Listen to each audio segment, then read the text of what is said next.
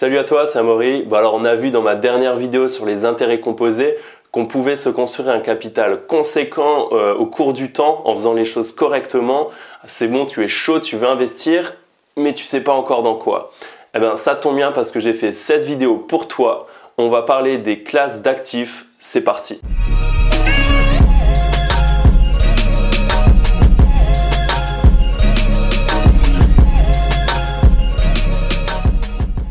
Bon alors on peut regrouper les classes d'actifs en 4 différentes catégories.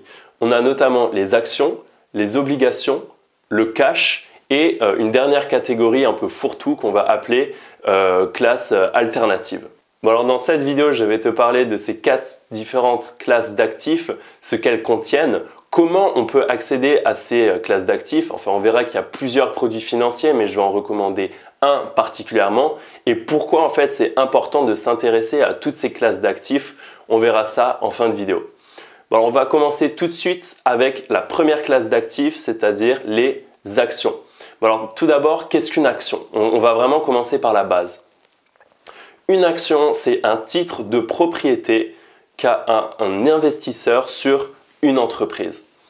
Alors pourquoi des entreprises donnent des titres de propriété aux investisseurs? C'est très simple, c'est-à-dire que lorsque l'entreprise se crée, elle va avoir besoin de capital.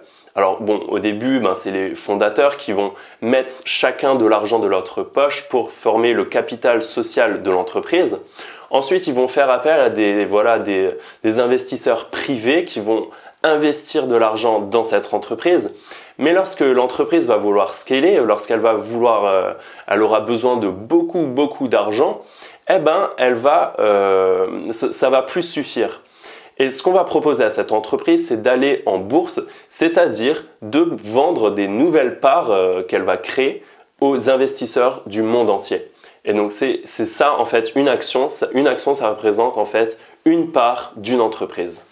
Bon alors, en tant qu'investisseur, quel est l'intérêt d'investir dans des actions? Eh bien l'intérêt, il y en a plusieurs. Un premier intérêt, bon je ne vais pas rester très longtemps dessus puisqu'il ne va pas trop nous intéresser, c'est vraiment pour les personnes qui pèsent beaucoup, qui ont investi beaucoup dans une entreprise et qui ont beaucoup de parts, qui ont un pourcentage élevé par rapport au capital, enfin à la capitalisation boursière totale de l'entreprise. Eh bien, ces personnes auront un pouvoir de décision dans l'entreprise. C'est-à-dire que chaque entreprise, il va y avoir un conseil d'administration et les actionnaires qui ont beaucoup de pouvoir vont pouvoir influencer les décisions prises dans l'entreprise.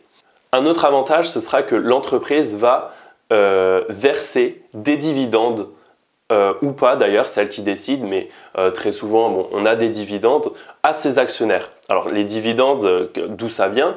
L'entreprise va générer des profits et ces profits vont être redistribués en totalité ou en partie aux actionnaires. Un autre avantage qui va rentrer en jeu, c'est que le prix avec lequel on a acheté l'action va fluctuer. Alors ça va fluctuer en fonction de l'offre et de la demande, mais en tant qu'investisseur, on espère que ce prix va monter pour pouvoir revendre cette action plus cher et alors faire une plus-value. Deuxième classe d'actifs, on va parler des obligations. Les obligations, qu'est-ce que c'est? Les obligations, c'est un titre de créance. Donc là, on n'est plus sur un titre de propriété, mais de créance. Alors une créance, qu'est-ce que c'est? C'est lorsqu'une entité ou une personne a une dette envers un créancier. Donc comment ça intervient? Eh bien, déjà, ce n'est pas que pour les entreprises. On peut avoir des entreprises, des États ou même des collectivités qui vont avoir besoin d'argent et qui vont émettre des obligations. Donc on va rester dans le cas de l'entreprise. Donc lorsqu'une entreprise a besoin d'argent, donc soit elle va créer de nouvelles actions qu'elle va ensuite vendre à des investisseurs, ou soit elle va faire un prêt. Donc le prêt, soit elle va le faire directement à la banque et dans ce cas, il n'y aura qu'un créancier, donc elle va rembourser seulement le banquier. Mais lorsque c'est des montants vraiment très conséquents, ça va représenter un risque pour la banque. Et donc elle va très probablement dire non.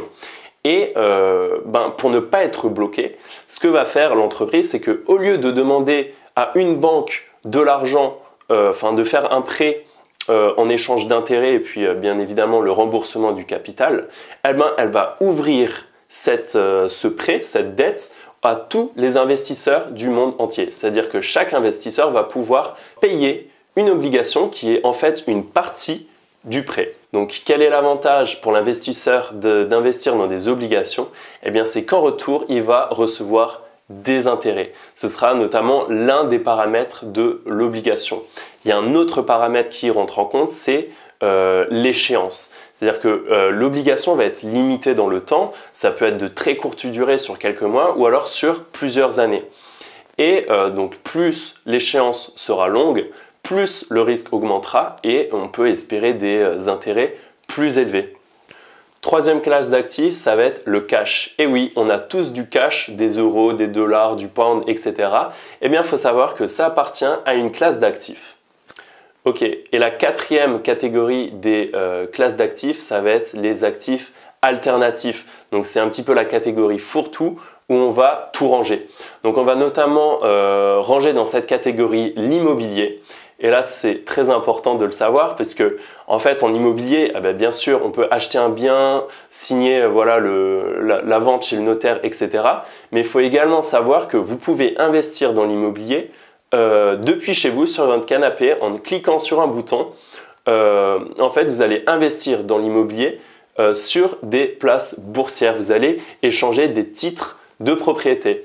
Alors, je rentrais un petit peu dans les détails. Il y a notamment un produit qui s'appelle SIIC pour Société d'investissement immobilier cotée.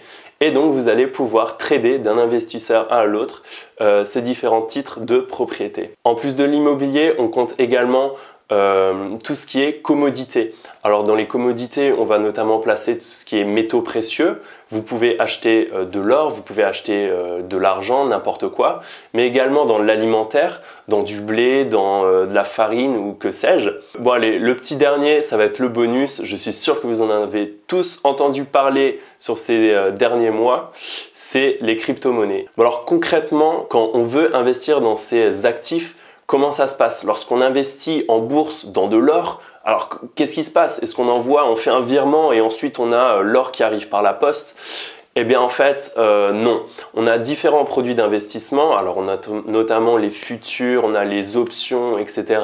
Moi sur cette chaîne, je vais surtout parler d'un produit d'investissement qui existe, ça s'appelle les ETF.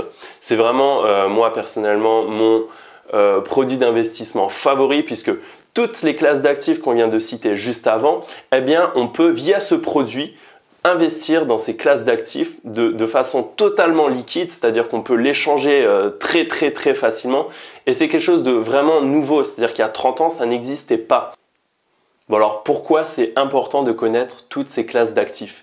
Eh bien, c'est parce qu'en investissant intelligemment, on peut avoir de meilleures performances que le marché mondial ou que le marché français ou peu importe. C'est-à-dire que ces classes d'actifs ne sont pas forcément corrélées.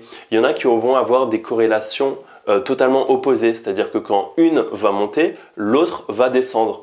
Et ça va nous permettre d'acheter pas cher, une classe d'actifs qui est à un temps T qui n'est pas cher, avec une autre classe d'actifs qui est très chère.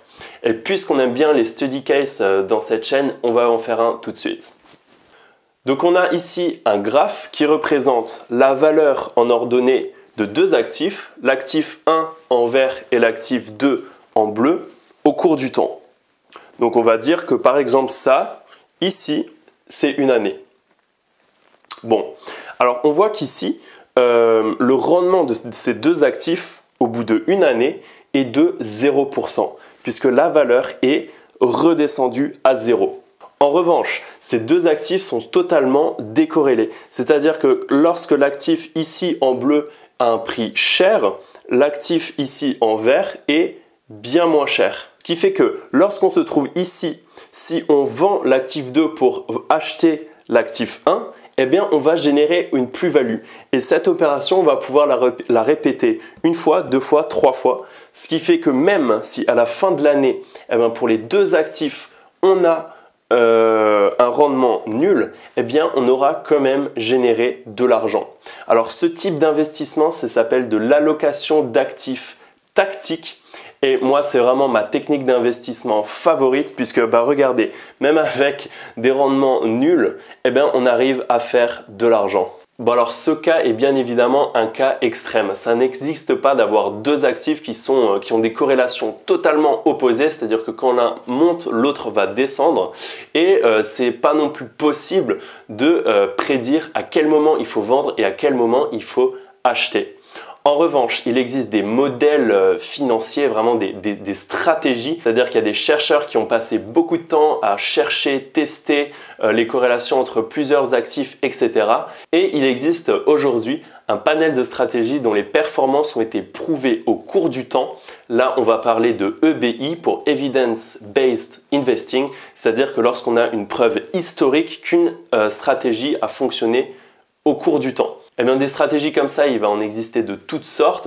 Et toi, en tant qu'investisseur, il faudra que tu trouves ta stratégie qui va correspondre à tes besoins. Notamment, si tu veux récupérer l'argent dans 5 ans, tu ne vas pas choisir la même stratégie que si tu veux récupérer l'argent dans 30 ans. Donc le but de cette chaîne, c'est de faire de toi un investisseur rentable et que tu comprennes tous les mécanismes qui existent derrière chaque stratégie pour que tu puisses sélectionner la meilleure. Bon alors on a vu beaucoup de choses dans cette vidéo. Ce que je te propose, c'est que tu me mettes en commentaire quelle classe d'actifs parmi les actions ou les obligations tu aimerais que je développe dans une autre vidéo. Je regarderai tous vos commentaires, je réponds à chaque fois en plus et je choisirai la classe d'actifs qui aura le plus de commentaires. C'était Amaury, ciao ciao.